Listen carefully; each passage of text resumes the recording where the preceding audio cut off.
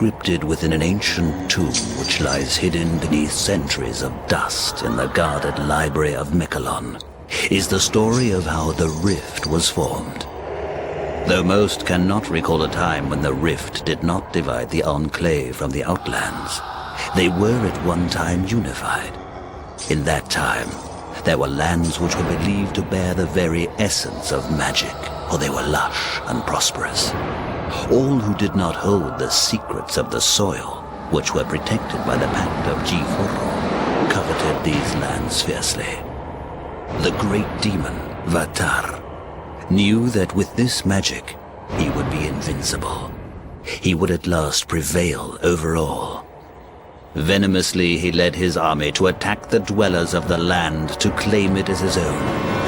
The battle raged, and the people fell before Vatar's vast army. Victory was so close it could be tasted upon their blackened tongues. As bodies of the defenders lay sprawled about them on the bloodied field. Exultantly, Vatar rose to proclaim his triumph. It was then that disaster struck, in the form of a pathetic little wizard called the Mighty Zale. With a roar of anger and anguish, the wizard slapped his staff into the ground. The world trembled and then cracked, parting beneath Vatar's feet. With an outraged scream, the demon lord plummeted to the depths, to be consumed by the earth he sought to rule. A chasm grew from this powerful blast of magic, wide and longer than any could measure. It was too vast to be traversed, thus separating the people who fought against Vatar forever. The devastation on the faces of the defenders was a small consolation to the Dregatar, as they retreated to pray for Vatar's return.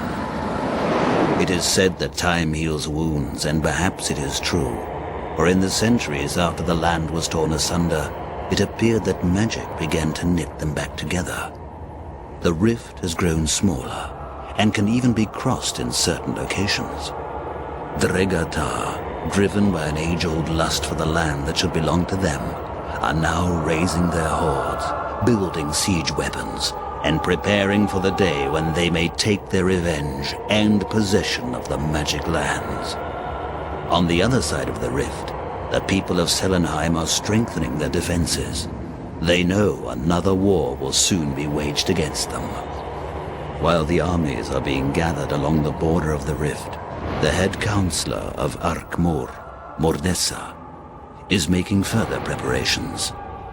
Volunteers are being brought to her for special tasks, and there are rumors about an ancient force about to be awakened, one that has been slumbering for hundreds of years. And it is here that our story begins. Violently shaken from their sleep, the Chosen are taken by hooded figures to an unknown fate.